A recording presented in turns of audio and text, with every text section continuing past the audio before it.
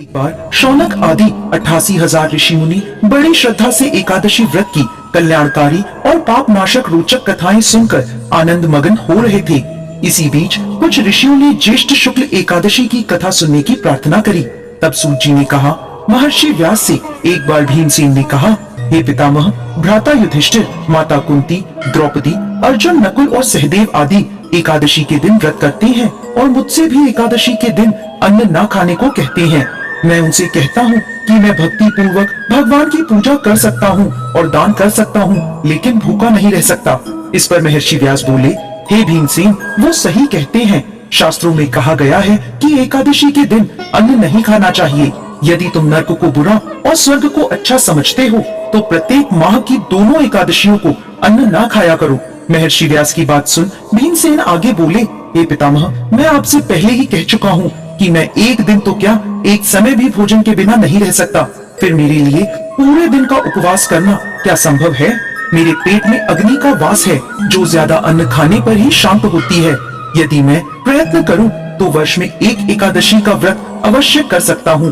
अतः आप मुझे कोई एक ऐसा व्रत बताइए जिसके करने से मुझे स्वर्ग की प्राप्ति हो सके। भीमसेन की बात सुन व्यास जी ने कहा, हे पुत्र, बड़े बड़े ऋषि और महर्षियों ने बहुत से शास्त्र आदि बनाए हैं। यदि कलयुग में मनुष्य उनका आचरण करे तो अवश्य ही मुक्ति को प्राप्त होगा। उनमें धन बहुत कम खर्च होता है। उनमें से जो पुराणों का सार है वह यह है कि मनुष्य को दोनों पक्षों की एकादशी का व्रत करना चाहिए।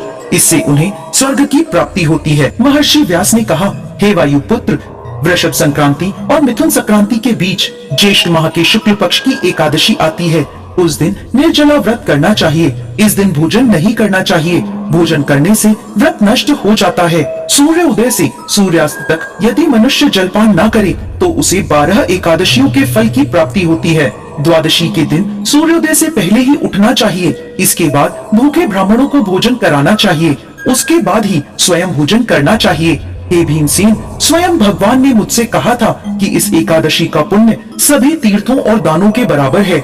एक दिन निर्जला रहने से मनुष्य पापों से मुक्त हो जाता है। जो मनुष्य निर्जला एकादशी का व्रत करते हैं उन्हें मृत्यु के समय भयानक यमदूत नहीं दिखाई देते, बल्कि भगवान श्री हरि के दूत स्वर्ग से आकर उन्हें पुष्पक विमान पर बिठाकर स्वर्ग ले जाते हैं। संसार में सबसे उत्तम निर्जला एकादशी का व्रत है। अतः यत्न पूर्वक इस एकादशी का निर्जला व्रत करना चाहिए। इस दिन ओम नमो भगवते वासुदेवाय का उच्चारण करना चाहिए। गोदान करना चाहिए। निर्जला व्रत करने से पहले भगवान का पूजन करना चाहिए और उनसे प्रार्थना करनी चाहिए, हे प्रभु, आज मैं निर्जला व्रत करता हूँ। इसके दूसरे दिन भोजन करूँगा। मैं इस व्रत को श्रद्धा पूर्वक करूँगा। मेरे सब पाप नष्ट हो जाएं। इस दिन जल से भरा हुआ घड़ा वस्त्र आदि से ढककर स्वर्ण सहित किसी सुपात्र को दान करना चाहिए।